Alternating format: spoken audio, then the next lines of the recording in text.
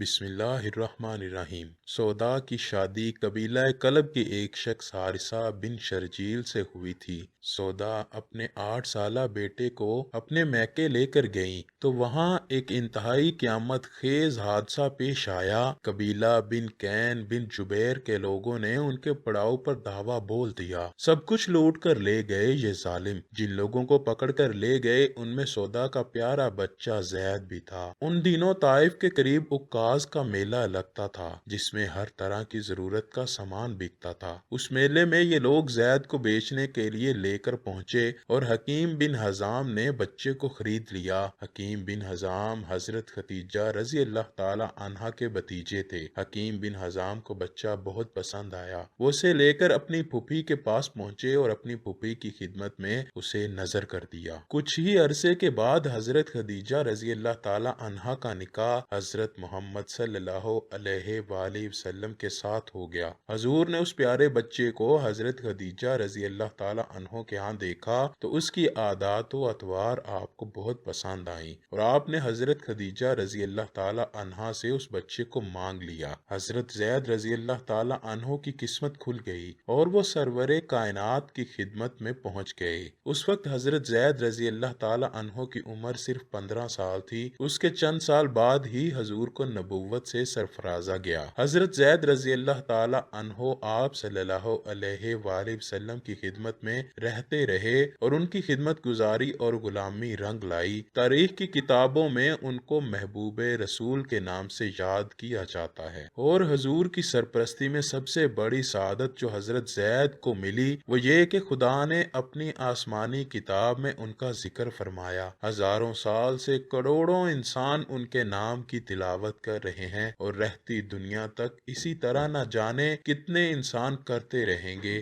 سورۃ الاحزاب میں حضرت زید کا ذکر موجود ہے۔ دن گزرتے رہے، زید رضی اللہ تعالی عنہ حضور کی خدمت میں رہتے رہے۔ ادھر ان کے والدین کو پتا چلا کہ ان کا جگر گوشہ مکے میں ہے۔ زید رضی اللہ تعالی عنہ کے والد حارثہ اور چچا کعب تلاش میں نکلے۔ تلاش کرتے کرتے حضور کی خدمت میں پہنچے۔ حارثہ نے آپ صلی اللہ علیہ وآلہ وسلم سے عرض کیا، آپ انتہائی کریم اور شریف انسان ہیں، ہمارے بچے کو ہمارے ساتھ کر دیجئے جس کی جدائی کے صدمے میں اس کی ماں کا برا حال ہے اور ہمارا سکون بھی جاتا رہا ہے۔ آپ جو فدیہ فرمائیں گے حاضر ہے، مگر بچے کو ہمارے ساتھ کر دیں۔ کعب نے کہا کہ آپ کے اخلاق کریمانہ سے ہمیں پوری توقع ہے کہ آپ ہمارے بچے کو ضرور ہمارے حوالے کر دیں گے۔ اس کے بدلے میں آپ جو فدیہ چاہیں گے ہم آپ کی خدمت میں پیش کر دیں گے۔ حضور نے فرمایا، بے شک اپنے جگر گوشے کی جدائی تمہارے لیے سخت ہوگی اور اس کی ماں بھی اس غم میں بے قرار ہوگی۔ میں زید کو بلاتا ہوں، میری طرف سے بالکل اجازت ہے۔ اگر وہ تمہارے ساتھ جانا پسند کرے تو میں ہرگز کوئی فدیہ نہ لوں گا۔ تمہارا بچہ ہے، تم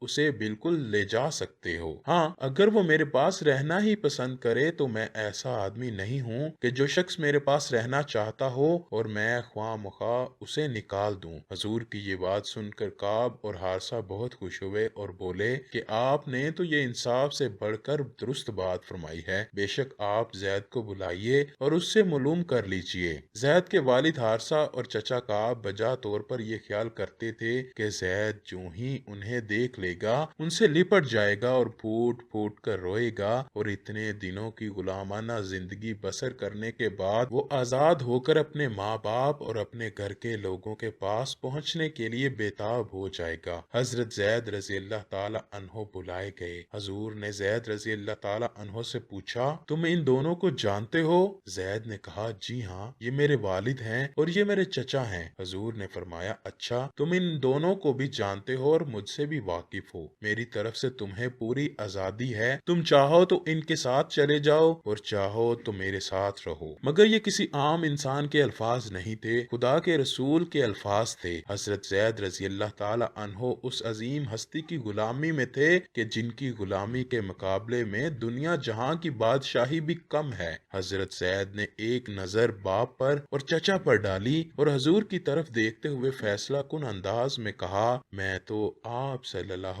علیہ وآلہ وسلم کو چھوڑ کر اب کہیں نہیں جا سکتا۔ حارث اور کعب نے خلاف توقع بیٹے کی بات سنی تو کہا، زید، کیا ہم तुम्हारे बाप और चचा नहीं हैं? क्या तुम आजादी के मुकाबले में गुलामी की जिंदगी पसंद करते हो? अपने घर वालों को छोड़कर गैरों के पास रहना चाहते हो? हजरत जैद का दिल धड़कने लगा, आंखों से आंसू जारी हो गए और भराई सी आवाज में बोले, अब्बा जान, बेशक आप मेरे वालिद हैं, बेशक ये मेरे चचा हैं, और बेशक मेरी माँ भी मुझे याद कर रही होगी, लेकिन मैं बता नहीं सकता कि मैंने क्या चीज देखी है। अपने आका के जो असाफ मैंने देखे हैं, अब मुझे ताहयात उनकी गुलामी ही सबसे ज्यादा महबूब है। अब मैं दुनिया में किसी को भी अपने मोहसन पर तरजीह नहीं दे सकता। जैद रजी अल्लाह ताला अन्हो का ये जवाब सुनकर हारसा और काब ने कहा, जैद, ऐसी बात है तो हम खुशी से तुझे इजाजत देते हैं कि तुम यहीं रहो, कि तुम्हारी खुशी हमारे लिए सबसे बढ़कर है। हजूर ने उसी वक्त हजरत जैद रजी अल्लाह ताला अन्हो को आजाद कर दिया और हरम में जाकर कुरैश के मजमे में ऐलान फरमाया, तुम लोग गवाह रहो, आज से जैद मेरा बेटा है। मैंने उसको मुंह बोला बेटा बना लिया है। हारसा और काब हैरान थे कि वो क्या देख रहे हैं, ये कोई ख्वाब है या वाकई जमीन पर कोई अजीम फरिश्ता उतर आया है। उसके बाद कुरैश के लोग जैद रजी अल्लाह ताला अन्हो को जैद बिन मोहम्मद के नाम से याद किया करते, और ये वही जैद रजी अल्लाह ताला अन्हो हैं कि जब हजूर सल्लल्लाहु अलैहि